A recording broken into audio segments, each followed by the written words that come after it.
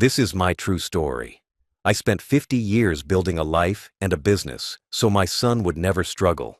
I thought I'd raised a son who valued family. But one afternoon, I called just to say hello. He answered on speakerphone, his friends laughing in the background, and said, "Stop calling." Then he hung up before I could reply. I didn't argue. I didn't beg. I stayed silent. But he didn't know. I still had the power to take back what he thought was his. Before I tell you what I did next, tell me where you're watching from. And please subscribe so that my story can reach to more people. I was not born with much. My childhood was nothing more than a small rented room, a second-hand coat that was too big for me, and the constant sound of my father's tired cough after working 12-hour shifts. I promised myself that when I grew up, my own family would never live like that. So, from the moment I was old enough to work, I worked. I was 16 when I took my first job sweeping floors in a hardware store, and I was 19 when I saved enough money to buy my first set of tools. They weren't much, a hammer, a drill, a few screwdrivers. But they were mine. I treated those tools better than I treated myself, because I knew they could build me a future. Over the years, I took any job I could get my hands on: construction, repair work, night shifts at factories. I didn't see weekends the way most people do. Weekends weren't for rest. They were for catching up on bills or finishing side jobs to make extra money. Every blister on my hand felt like an investment in a life I wanted to give my family. When I married my wife, I told her one thing: we might not have much now, but one day you'll never have to worry. And I meant it. We had our son 2 years later, and I can still remember holding him for the first time. He was so small, so fragile, his whole body fitting into my forearm. I swore I would protect him from everything: the cold, the hunger, the fear I grew up with. From that moment on, every single decision I made was about giving him the best life possible. I worked overtime when he was a baby to make sure my wife could stay home and care for him.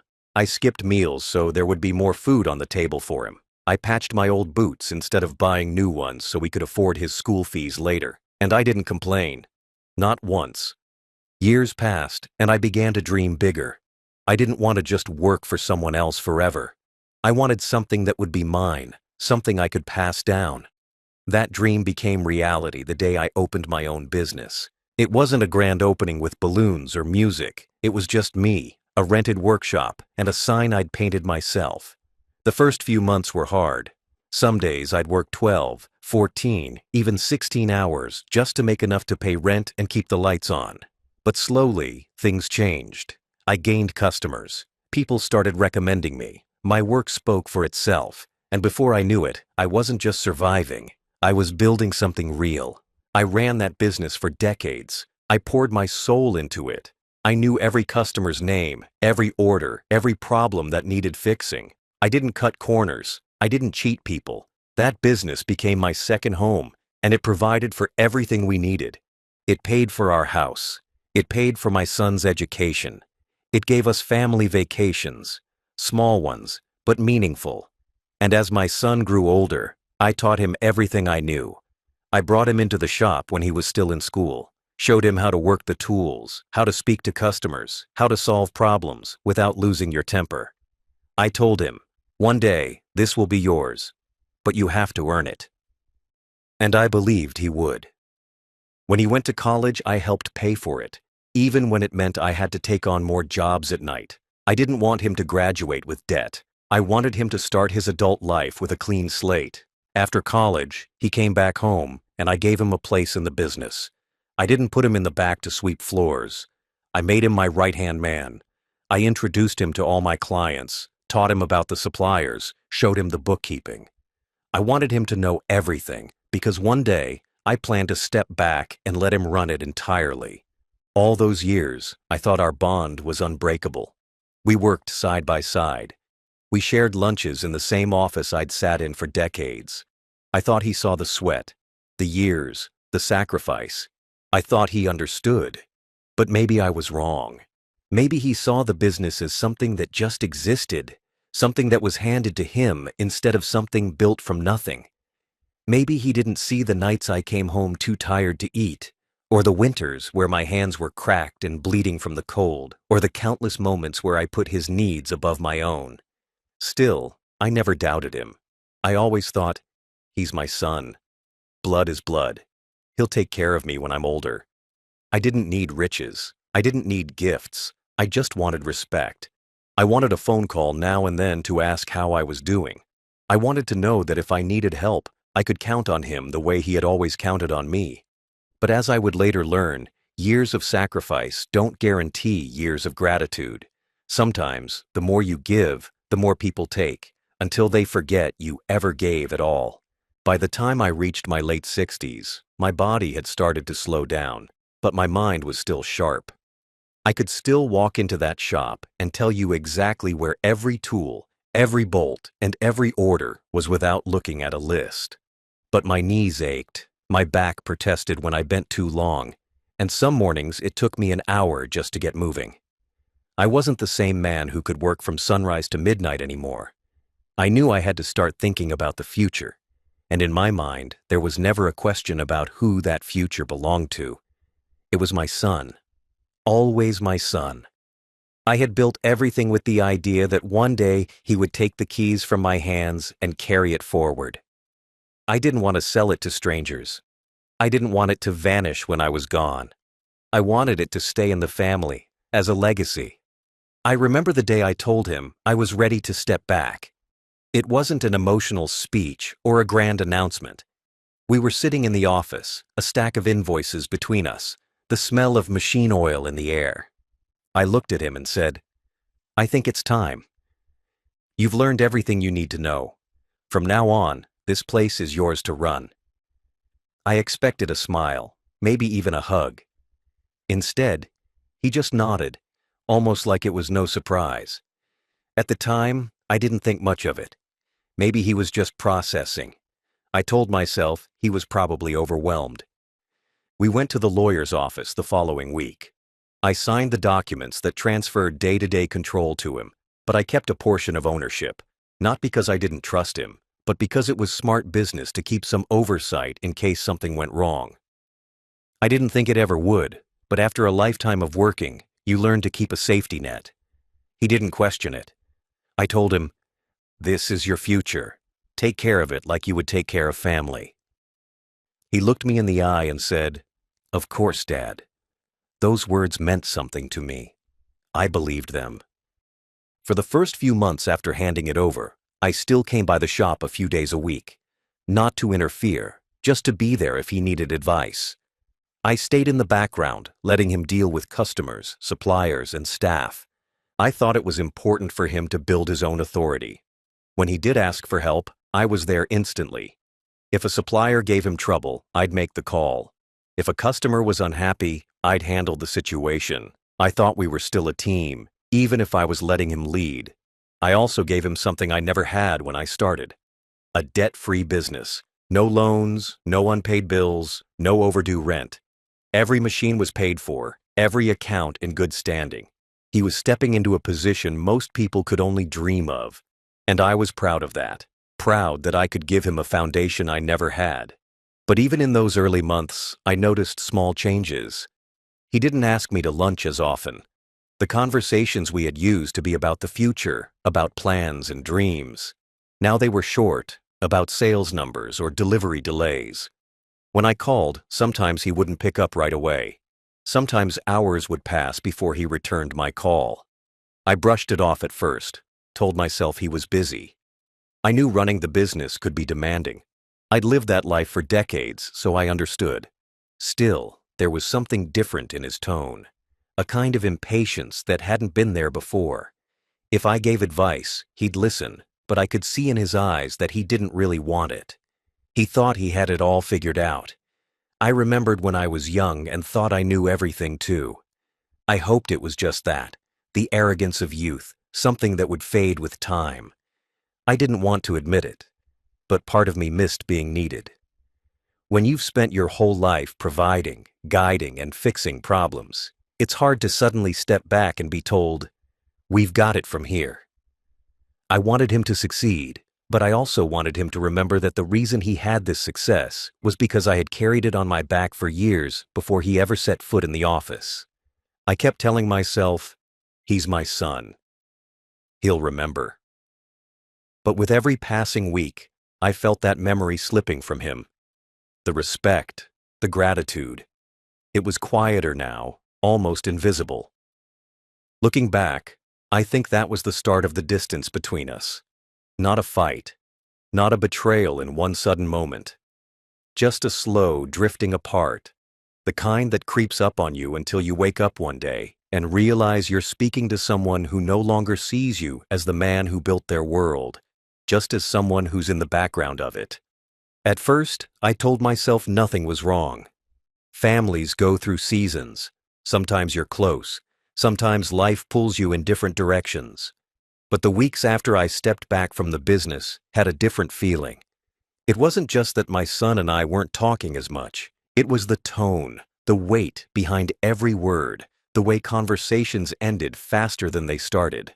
The shop had always been our common ground, a place where we spoke the same language, where every decision was made shoulder to shoulder. Now, it was like that ground had shifted, and I was standing just outside the door, looking in through the glass. I'd call sometimes just to see how the week was going. Not to interfere, not to give advice unless asked, just a father checking in. The phone would ring and eventually go to voicemail. He'd send a short text back hours later. Busy right now. I'll call later. But later didn't always come. I'd end up waiting by the phone until bedtime, telling myself he must have been too tired to talk, that maybe tomorrow would be better. Tomorrow would come, and nothing would change. The visits to the shop grew fewer too. When I did drop by, the welcome was different. No big smile, no, "Hey Dad, you made it." Sometimes he barely looked up from his desk, tapping at his computer like I was just another supplier here to waste his time. If I lingered too long, I'd catch that subtle glance toward the clock, as if my presence was something that needed to be managed, like a meeting that had run too long. The conversations we did have felt transactional. We had a good week. Orders coming in late. Employee quit. No warmth, no stories, no asking how I was doing, if my knees were holding up, if I'd eaten lunch yet. It was strange, feeling like a stranger to someone whose first steps I'd once caught in my own arms. I noticed other changes too. He stopped inviting me to family dinners as often. Holidays, which used to be loud and messy with laughter, became smaller for me. Sometimes I'd find out after the fact that they'd hosted friends or gone out somewhere without telling me. I'd see photos on social media, his wife smiling, the kids laughing, and realize I hadn't even been thought of. Or worse, maybe I had been thought of and deliberately left out. One time, I overheard something that stayed with me. I was in the shop's back office looking for an old ledger when I heard my son out front talking to one of his friends. They were joking about old-timers who can't keep up with modern business. His friend laughed, and then I heard my son's voice say, "Yeah, my dad still thinks this is the 80s. If I ran things his way, we'd be out of business by now." They both laughed. I stood there, my hand on the ledger, feeling like I'd been punched in the gut. It wasn't just disrespect. It was erasure. As if the decades I'd spent building this from the ground up meant nothing now that he was in charge. As if I was a relic to be politely ignored until I faded away. Still, I bit my tongue. I told myself that pride makes people say things they don't mean. I told myself that maybe he felt pressure I couldn't see, that maybe his coldness was just stress. I tried not to take it personally, but it's hard not to when the person treating you this way is your own flesh and blood. The calls from him became rare, and when they did come, they were almost always about something he needed, a contact for a supplier, advice on an issue with the city inspector, help smoothing over a customer complaint. I gave him what he needed every time. No hesitation, no lecture, because that's what a father does, even when the respect you're given back feels like scraps. I remember one Sunday, I decided to stop by his house. I had a box of old family photos, pictures of him as a boy, of his mother smiling in the kitchen, of the shop in its first year. and I thought maybe we could go through them together. When I knocked, my grandson opened the door, surprised to see me. My son was in the kitchen, but when he saw me, his face barely moved. No smile, no warmth. I explained about the photos, but he just said, "Can you leave them? I'm busy right now." I left the box on the table and walked out. As I was leaving, I heard laughter from the backyard. A group of friends were there, music playing, the smell of barbecue in the air. I hadn't been invited. I hadn't even been told it was happening. I stood at my car for a moment, looking back, wondering how I'd gone from being at the center of his life to standing outside it, completely invisible. That was when the truth began to settle in. The relationship wasn't just changing. It was disappearing. And I wasn't sure if he even cared. It was an ordinary Thursday afternoon, the kind of day where the sky is flat and gray, and the air feels heavy without reason. I'd spent the morning in my small garden, pulling weeds and checking the tomato plants, thinking maybe I'd cook a little pasta that night and bring some over to my son. Cooking for him had always been my way of saying I love you without needing the words. I thought maybe that would be my chance to see him, to sit down and talk without it feeling like a business transaction. Before heading inside, I decided to call him first, just to check if they'd be home. I sat down in my old armchair, the one by the window, picked up my phone, and dialed. It rang longer than usual before he finally answered. His voice was flat, impatient. "Yeah?" "Hey, son," I said, smiling like he could somehow hear it in my tone. "I was thinking about making some pasta tonight. Thought I might bring you a plate. How's your day going?" There was a pause. Not the kind of pause where someone is smiling, thinking what to say next. No, this was the kind that stretches out like a shadow, carrying with it a weight you can already feel in your stomach. Then he sighed. "Dad. Look, I'm gonna say this straight because I don't have time for games. Stop calling." At first, I didn't quite process it. I thought maybe he meant stop calling about the business or stop calling during the workday, but his tone, sharp, dismissive, told me exactly what he meant. Stop calling him. Stop calling, period. I felt something inside me go still, like the world had pressed pause. My mind replayed the words in slow motion, each one heavier than the last. Stop calling. He must have felt the silence on my end because he kept going. "You're always checking in, always asking questions. I've got a lot going on, Dad. I need space.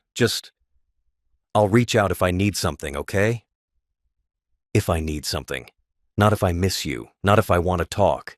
If I need something. Like I was no longer his father, but a dusty tool in the shed, taken out only when useful, shoved back into the dark when not. I could have argued. I could have told him about the nights I stayed up fixing his broken toys, about the mornings I skipped breakfast so he could have a full lunch at school, about the decades I worked with my hands bleeding to keep our family safe and fed. I could have told him that no father should ever have to ask permission to talk to his own son, but I didn't say any of that. I just sat there in my chair, the phone warm against my ear, and listened to him breathe on the other end. My hands were steady, my voice calm when I finally said, "All right. I understand." We hung up without saying goodbye. I sat there for a long time afterward, the silence in the room feeling heavier than it ever had. Outside, a breeze moved through the trees, but inside, nothing moved. The clock ticked. My heart didn't race. It slowed, as if my body already knew what my mind was only starting to realize.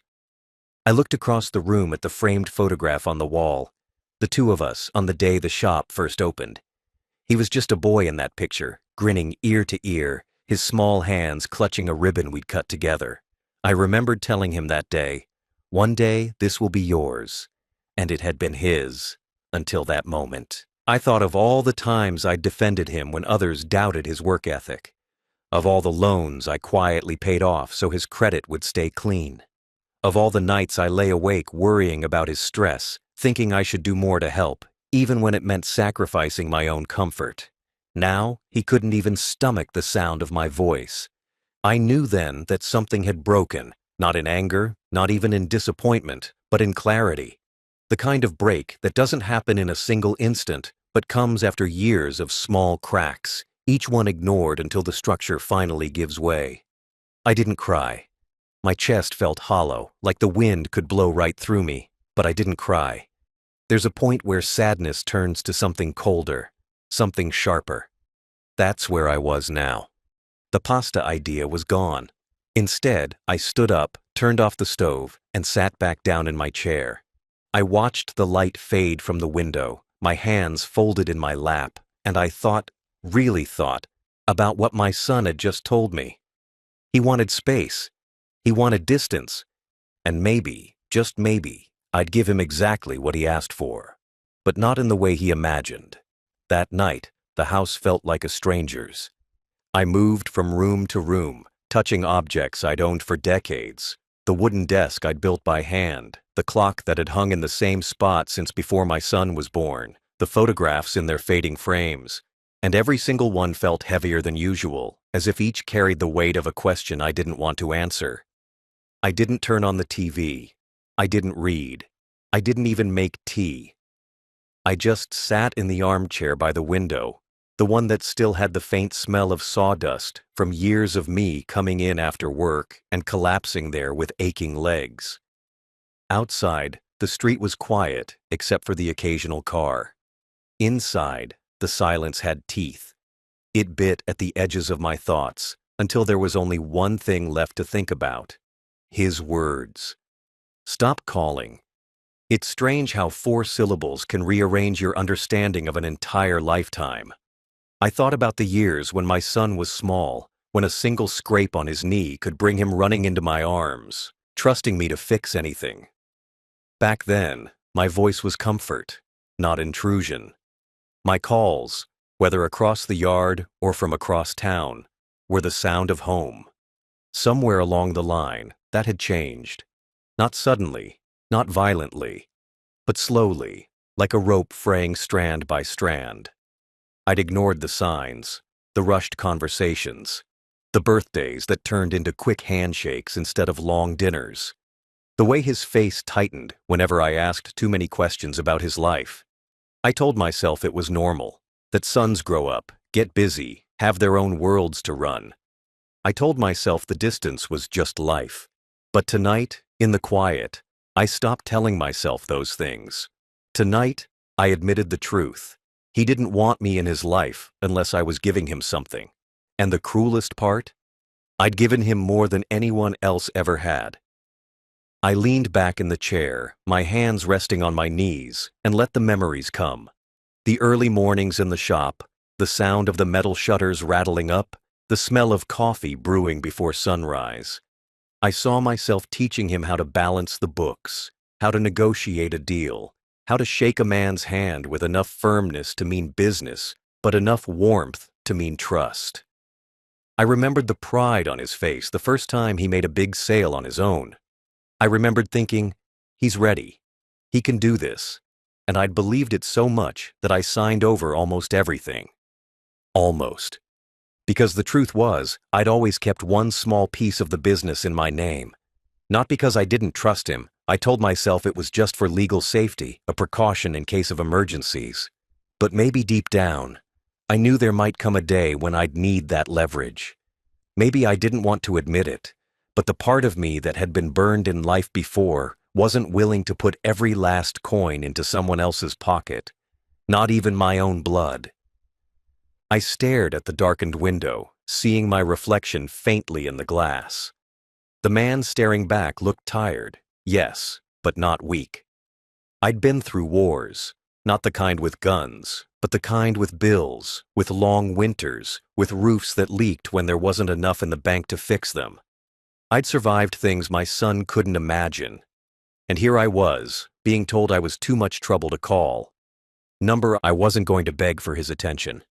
I wasn't going to explain why he was wrong, or why he should remember who put the shirt on his back and the roof over his head. Words weren't going to change this. If words could have fixed it, they would have worked years ago.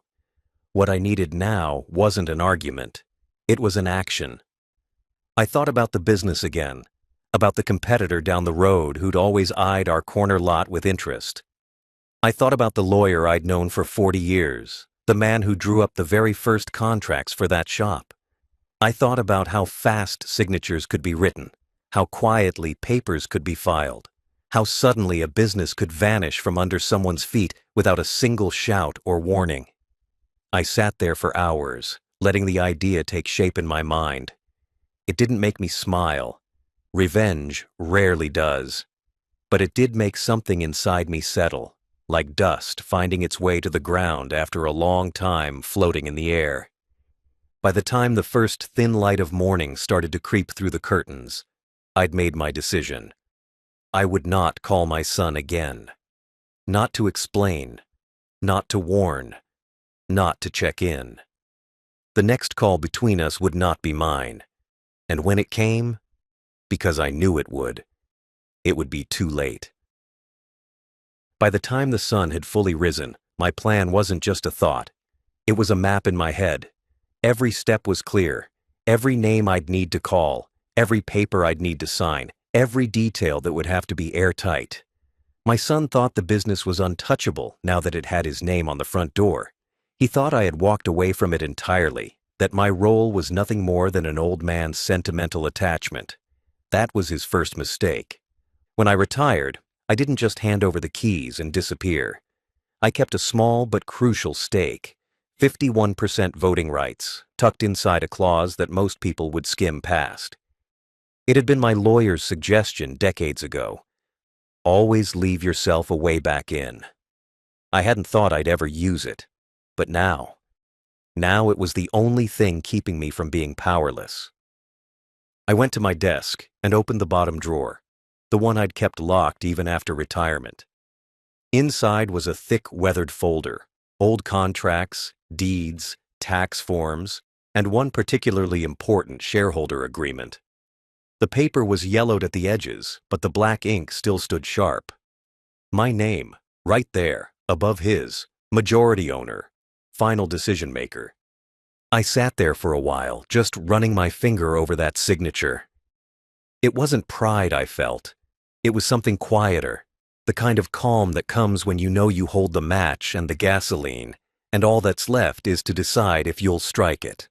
By 9 a.m., I was dressed in my best suit, not flashy, but the kind that says you're here for business.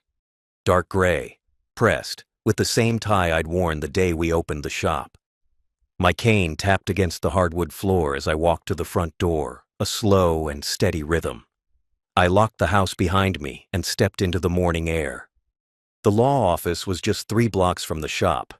I'd walked that route 1,000 times when I was younger, but now every step carried more weight. People on the street nodded, some recognizing me, some just seeing another old man. None of them knew what I was about to do.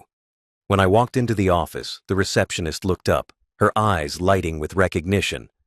"Mr. Harrington," she said warmly, "it's been too long." "Not long enough," I replied, my voice even. "Is Tom in?" She picked up the phone, and within minutes, my old lawyer, gray-haired now, but still with that sharp glint in his eye, came out to greet me. We shook hands like old soldiers meeting again after a long war. "Didn't think I'd see you back in here," he said as he led me into his office. "Neither did I told him, lowering myself into the chair. "But things change." I laid the shareholder agreement on his desk. He adjusted his glasses and read it over, nodding slowly as if piecing together my thoughts before I even spoke them. "You still have full authority to sell, restructure, or dissolve," he confirmed. "He can't stop it unless you sign that away, which you haven't." "I want it sold," I said plainly. Quietly. Quickly. I don't want him getting wind of it until it's too late. Tom didn't flinch. "Do you have a buyer in mind?" "I know exactly who," I said. "Call Bill Henderson. He's been sniffing around for years." The next hour was spent going through the logistics, valuation, paperwork, transfer of funds. It was all business, no small talk. Every so often, Tom would glance at me, maybe looking for hesitation, but I gave him nothing. The decision had already been made last night in that armchair. Before I left, he said, "You understand this will leave him with nothing?" I met his eyes and replied, "No. It will leave him with exactly what he left me." Silence. Back on the street, the air felt different. Not lighter, not yet, but steady, solid.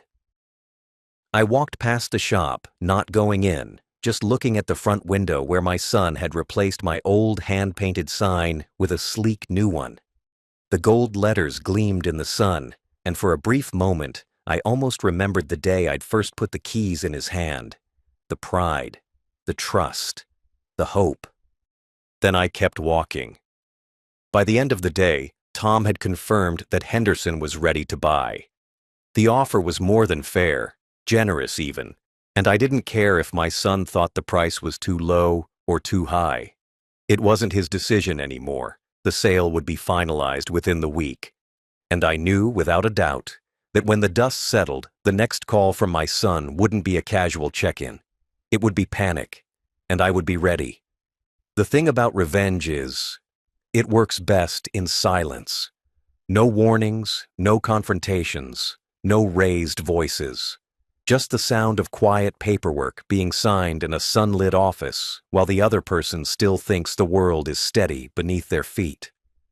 3 days after that meeting with Tom, everything was in motion. Henderson's legal team had drawn up the purchase agreement. The bank was preparing the transfer. The company's assets were already being evaluated and cataloged, and every step of it was happening behind closed doors. My son went about his week thinking he was in control, that the business was humming along under his steady hand. He didn't know that control had already slipped through his fingers. I didn't go anywhere near the shop. I didn't call him. I didn't so much as walk down that street again. I wanted him comfortable, maybe even a little cocky. That's when the fall hurts most. On the morning of the signing, I was up before the alarm. The house was quiet, the kind of quiet you can feel in your bones. I brewed a pot of coffee and sat at the kitchen table, staring at the steam curling upward. I thought about all the mornings I'd started this same way, before the shop opened, before the first customer walked through the door, when I believed I was building something for my family's future. Now I was dismantling it with the same steady hands. I dressed sharply again, the same suit, the same tie, not out of vanity, but because moments like this deserve a certain kind of respect. Respect for the work it took to get here. Respect for the finality of what was about to happen. The law office smelled faintly of lemon polish when I walked in. Tom was already there, the documents neatly stacked on his desk. Henderson sat opposite him, his expression neutral, but his eyes alert. He was a businessman through and through. He knew a good deal when he saw one, and he wasn't about to ask questions about why I was selling. We went through every page. I initialed where I needed to, signed where I had to, and with each stroke of the pen, a little more of the weight I'd been carrying slid off my shoulders. The sale price, an exact, substantial figure, was agreed upon. The funds were to be wired into my personal account before the end of the day. When it was done, Henderson reached across the table and shook my hand. "You built something solid," he said. "I'll take good care of it." I didn't reply. His care for it was none of my concern. My concern was that it was no longer my son's. Tom slid the final folder toward me, the one confirming the change of ownership had been filed with the state. It was official. As of that moment, my son was no longer the owner of the business he'd taken for granted. He didn't even know it yet. Walking out of the office, I felt no thrill, no rush of triumph, just a deep, still quiet inside me. Revenge, I realized, doesn't always burn hot. Sometimes it settles in cold, like the slow freeze of winter. By the time I got home, the wire transfer had already hit my account. I sat down at my desk, opened the bank statement, and saw the numbers sitting there, solid and undeniable. That was the moment I knew there was no turning back. I leaned back in my chair and looked at the old photograph of the shop's opening day. My son standing beside me, beaming, his arm slung over my shoulder. For a second, I almost felt something twist in my chest. Almost. But then I remembered his voice on the phone a week earlier. Stop calling. Cold. Final. Like I was nothing. That memory steadied me. From that point on, my only task was to wait. Henderson would take possession immediately, his team stepping in to oversee operations. My son would walk into the shop one morning expecting another day of business as usual, and instead, he'd find strangers at his desk, paperwork on the counter, and no trace of his authority left. And when that moment came, when the panic set in and he reached for his phone, I'd be ready to answer. Not to explain, not to comfort, just to make sure he understood exactly what it feels like when someone you trust decides you're not worth their time. The trigger had been pulled. The shot was already in motion. All that was left was to hear it land. It didn't take long, exactly 7 days after that last conversation, the one where he told me to stop calling.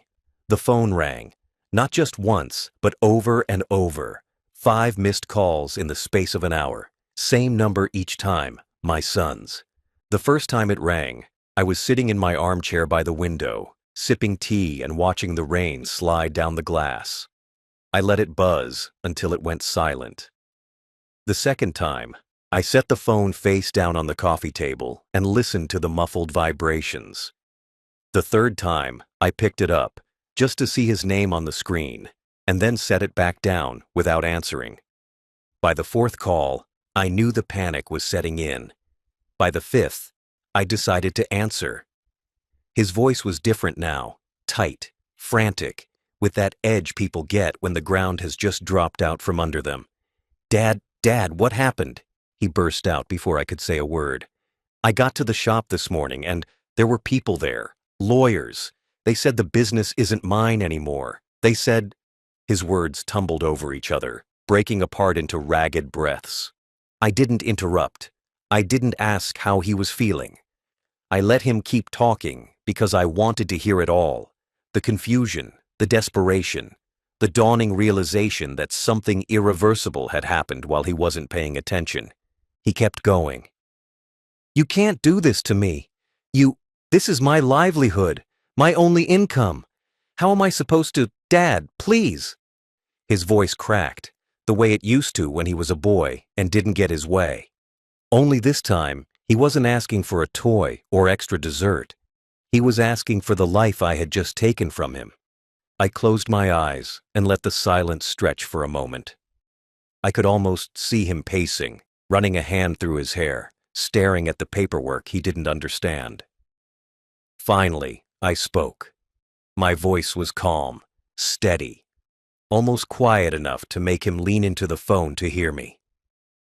I thought, I said slowly, you didn't want me calling. There was nothing on the other end for a second, just breathing. Then a stammered, What does that have to... Dad, I didn't mean... But I had already pulled the phone away from my ear.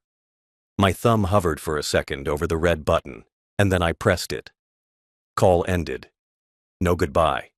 No promise to talk later. The room was silent again. Only the rain against the glass and the ticking of the old clock in the corner. I set the phone down, turned it over so I couldn't see the screen, and went back to my tea. I didn't check for more calls that day. I didn't need to. The sound of his voice, shaken, pleading, was still echoing in my mind, and for the first time in a long while, I felt lighter. After I hung up, the phone lit up again within seconds. Call after call, 15 in a row. I didn't answer a single one. I sat there in my armchair, letting the vibrations rattle the table, the sound filling the quiet room like a swarm of trapped insects. Eventually, the calls stopped. For a while, then came the messages, short at first, then longer, messier. Dad, we need to talk. Please, just call me back. I didn't mean what I said. I was stressed. I need you right now. I read none of them. I only saw the previews flash across the screen before they disappeared. I wasn't angry anymore. I wasn't even hurt. I was simply done. A day passed, then two. On the third day, I answered one of his calls.